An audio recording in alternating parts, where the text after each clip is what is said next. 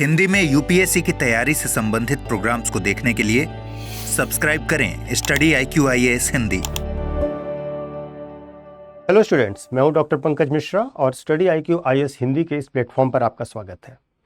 Indian economy के current updates UPSC के लिए कितने महत्वपूर्ण होते हैं ये आप समझते हैं, और आज हम जिस टॉपिक पर चर्चा करने जा रहे हैं ये बहुत जल्द भारत में नेशन वाइड लॉन्च होने वाला है।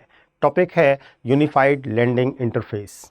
आपने यूपीआई का तो इस्तेमाल किया ही होगा। पेमेंट्स करने के लिए भारत में आम जनता बहुत व्यापक पैमाने पर यूपीआई का इस्तेमाल करती है।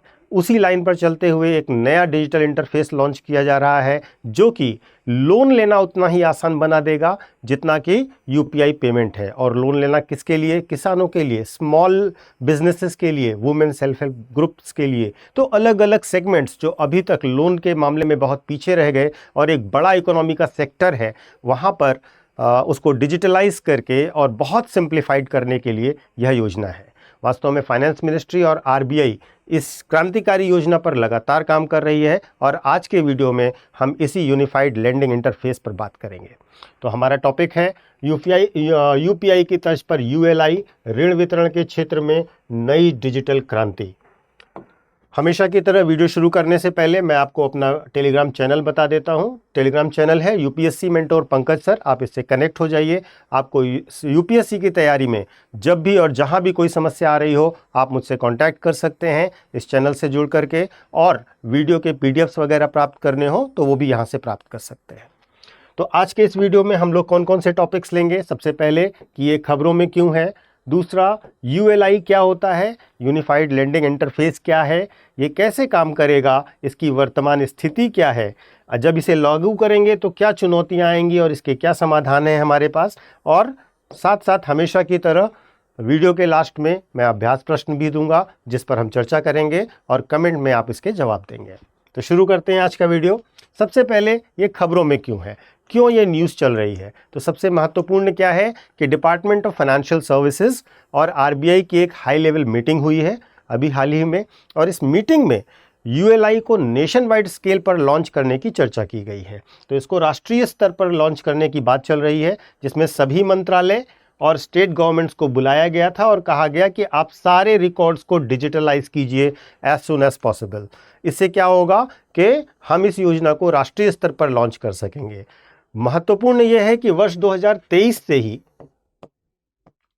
आरबीआई इस पर एक पायलट प्रोजेक्ट पर लगातार काम कर रहा है, और इस पायलट प्रोजेक्ट की सफलता को देखते हुए अब इसे राष्ट्रीय स्तर पर लॉन्च करने की शुरुआत की जा रही है। तो हमें जानना चाहिए कि यूएलआई होता क्या है। तो यूएलआई को समझिए पहले। यूएलआई यानी कि यूनिफाइड लेंडिंग इंटरफेस एक नया डिजिटल पब्लिक इंफ्रास्ट्रक्चर है। यह यूपीआई की तरह काम करेगा लेकिन पेमेंट्स के बजाय लेंडिंग के लिए यानी कर्ज देने के लिए। इसका मतलब है कि लोन प्रोसेस पूरी तरीके से डिजिटल भी हो जाएगा और इंस्टेंट भी हो जाएगा। जैसे आप यूपीआई यूज़ करते हैं, तुरंत पेमेंट करते हैं, वैसे ही लोन के लिए भी बस केवल आपको जस्ट ऑन वन क्लिक आपको लोन भी मिल जाएगा। इसमें सभी लेंडर्स को इस कॉमन प्लेटफॉर्म पर कनेक्ट किया जाएगा, और ये ध्यान रखिएगा कि ये कंसेंट बेस्ड डिजिटल असेस देगा, यानी कि बैंक को आपका फाइनेंशियल और नॉन फाइनेंशियल डेटा ज़रूर मिलेगा लेकिन सब कुछ आपकी परमिशन से मिलेगा।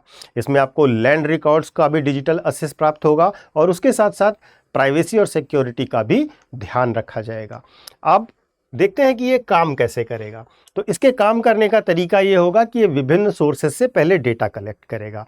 जैसे कि विभिन्न सोर्सेस से डेटा कलेक्ट करेगा, जैसे कि मान लीजिए कि जो गवर्नमेंट रिकॉर्ड्स में आपका डेटा है, जो आपका डेटा बैंक के पास है, जहां से आप ट्रांजैक्शंस करते हैं, जो बैंक रिकॉर्ड्स है, जो लैंड रिकॉर्ड्स हैं, जो आपके भू अभिलेख हैं, इसके साथ साथ जो आपका जीएसटी है, टैक्स फाइल्स है, इन सब एरिया से आपका डेटा कलेक्ट किया जाएगा। इसके साथ साथ जो क्रेडिट ब्यूरो इंफॉर्मेशन ग्रुप्स हैं उनसे भी आपका डेटा लिया जाएगा और सबसे पहले सारा डेटा इकट्ठा किया जाएगा। उसके बाद जितने भी लोन देने वाले हैं, जितने भी लेंडर्स हैं, उनको इसी प्लेटफॉर्म के थ्रू डेटा अवेलेबल कराया जाएगा, डेटा उपलब्ध कराया जाएगा।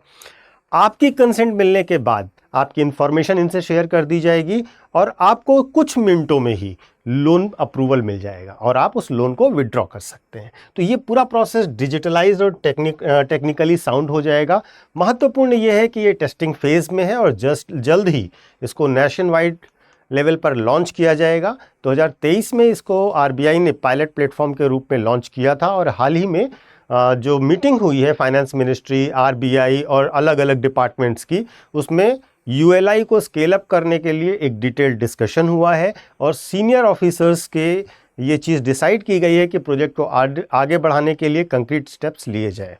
लेकिन अब इसे जल्द से जल्द नेशन वाइड लॉन्च करने का तरीका और तैयारी चल रही है। सबसे महत्वपूर्ण यह है कि इसके फ़ायदे किसको क्या होंगे। तो अगर हम देखें तो हम फ़ायदों की अगर हम बात करें तो जो छोटे व्यवसाय हैं, जो लघु बिजनेसेस हैं, स्मॉल बिजनेसेस हैं, तो जैसे छोटा शॉपकीपर है तो ट्रेडिशनली उसको लोन लेने में महीनों का वेट करना पड़ता था, उसके पेपर वर्क करवाने में उसको बहुत सारे समय और खर्च लगते थे, जो कि अब कुछ मिनट में हो जाएगा। इसी तरीके से किसान जिनके पास ना तो अपने इतने रिकॉर्ड्स होते थे, ना बैंक में इतने स्टेटमेंट्स उनके पास होते थे, तो उनको क्रॉप के समय जब फसल बोने का समय होता है तो उन्हें अर्जेंट फंडिंग की ज़रूरत होती है। और यूएलआई अगर लॉन्च हो जाता है और वे अपने सारे रिकॉर्ड्स, उनके लैंड रिकॉर्ड्स डिजिटलाइज हो जाते हैं, तो आप सोचिए कितनी आसानी से उनको लैंड रिकॉर्ड्स के बेसिस पर इंस्टेंट क्रेडिट मिल जाएगा। इसी तरीके से जो रूरल वुमेन एंटरप्रेन्योर्स हैं, जो सेल्फ हेल्प ग्रुप्स हैं, इन सबको भी बहुत तेज़ी से और तुरंत लोन मिल जाएगा और ये अपने प्रोडक्शन साइकिल को तेज़ी से बढ़ा सकेंगे। तो इससे बहुत ट्रेमेंडस बेनिफिट होने वाले हैं, इससे बहुत ज़्यादा लाभ होने वाले हैं। अब इतनी सारी चीज़ों के साथ हमें ये भी पता होना चाहिए कि अगर हम इसको लॉन्च करते हैं तो हमारे साथ क्या चुनौतियां आ सकती हैं, इसके साथ क्या चुनौतियां हो सकती हैं। तो सबसे पहला थ्रेट जो है वो डेटा प्राइवेसी का है। आपके निजी डेटा लेंडर्स के पास जाएंगे, लेकिन ध्यान रखिए कि डेटा प्राइवेसी का मुद्दा तो ज़रूर है, लेकिन चूंकि ये कंसेंट बेस्ड मैकेनिज्म है तो निश्चित तौर पर जब तक आप अपनी सहमति नहीं देंगे आपका डेटा शेयर नहीं किया जाएगा। दूसरी बड़ी प्रॉब्लम है इंफ्रास्ट्रक्चर की।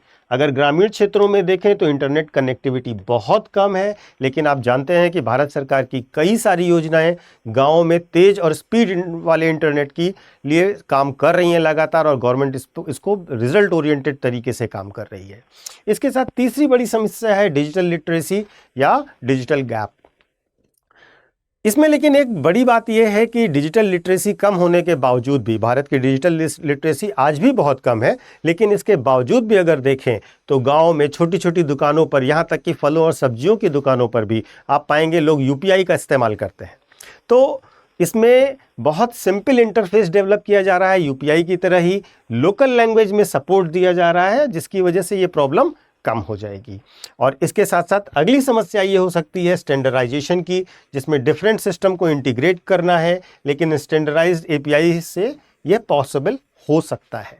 तो ये चुनौतियां तो हैं, लेकिन इन चुनौतियों का समाधान भी संभव है। तो ये चुनौतियां जैसे हमने यूपीआई के लिए सॉल्व करी, वैसे ही हम यूएलआई के लिए भी सॉल्व कर सकते हैं।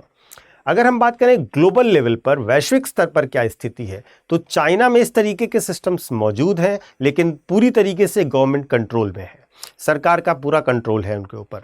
यूरोप में इसके रेगुलेशंस रिस्ट्रिक्ट हैं, और यूएस की अगर हम बात करें तो वो फ्रेगमेंटेड अप्रोच अपनाते हैं। तो इसलिए ग्लोबली भी ये प्रेजेंट है और अलग अलग देशों में, अलग अलग कॉन्टिनेंट्स में अलग अलग तरीके से काम कर रहा है।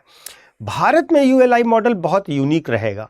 क्यों? क्योंकि यहाँ पर डिजिटल डेमोक्रेटिक फ्रेमवर्क में भारत काम कर रहा है, भारत प्राइवेसी को प्रायोरिटी दे रहा है, इंक्लूसिव अप्रोच को अपना रहा है, और इसके साथ साथ ये एक तरीके से इनोवेशन और रेगुलेशन यानी कि नवाचार और विनियमन दोनों को संतुलित करते हुए इस मॉडल को डेवलप कर रहा है। आप यूपीआई की सफलता को इसके स्टैंडर्ड के तौर पर देख सकते हैं। तो इस तरीके से ये आपका यूएलआई का पूरा सिस्टम है, जो पूरा सिस्टम काम करेगा। अब इन बातों के बाद मैं आपको एक बात प्रैक्टिस क्वेश्चन दूंगा, लेकिन प्रैक्टिस क्वेश्चन से पहले मैं आपको एक अनाउंसमेंट भी बताना चाहता हूं कि हमारे यहाँ जो बच्चे नेक्स्ट ईयर परीक्षा देना चाह रहे हैं यूपीएससी की और किसी भी कन्फ्यूज़न में हैं, उनके लिए बहुत इंपॉर्टेंट और अच्छा अनाउंसमेंट है कि प्रतिज्ञा बैच, मॉर्निंग बैच शुरू हो रहा है 2026 के लिए। और इस बैच में सबसे बड़ी इंपॉर्टेंट बात यह है कि इसमें आपको पूरा प्री मेंस इंटरव्यू तक का पूरा गाइडेंस विद मेंटोरशिप मिलेगा, और बहुत लोएस्ट फीस पर आपको यानी कि 26,999 पर ये पूरा कोर्स अवेलेबल कराया जाएगा। लेकिन इस कोर्स के लिए 2 शर्तें हैं। सबसे इम्पॉर्टेंट बात, पहला, आपको 30 जून से पहले एडमिशन लेना पड़ेगा, क्योंकि 30 जून के बाद हमारी फीस बढ़ जाएगी। और ये जो फीस आपको दिखाई दे रही है 26,999 की, ये आपको तब पड़ेगी जब आप पीके लाइव कोड का इस्तेमाल करेंगे। ध्यान रखिएगा, यूपीएससी या स्टडी आईक्यू का कोई भी कोर्स अगर आप लेते हैं स्टडी आईक्यू से, तो और आप उसके साथ पीके लाइव कोड का इस्तेमाल करते हैं, तो आपको ये कोर्स सबसे ज़्यादा सस्ते दामों पर मिलेगा, क्योंकि इस पर सबसे ज़्यादा डिस्काउंट दे दिया जाएगा। तो आप ये कोर्स ले सकते हैं अगर आप नेक्स्ट ईयर का टारगेट कर रहे हैं। इसमें हम और हमारे साथ के सारे टीचर्स आपका सपोर्ट करेंगे, मेंटोर आपको परमानेंट दिया जाएगा, स्टडी मटेरियल, नोट्स, बुक्स सब कुछ अवेलेबल कराए जाएंगे। डिटेल्स में जानने के लिए आप वेबसाइट पर लॉग इन कर सकते हैं। अब आते हैं प्रैक्टिस क्वेश्चन पर। पहला क्वेश्चन ये है कि यूनिफाइड लेंडिंग इंटरफेस के संदर्भ में निम्नलिखित कथनों पर विचार करें।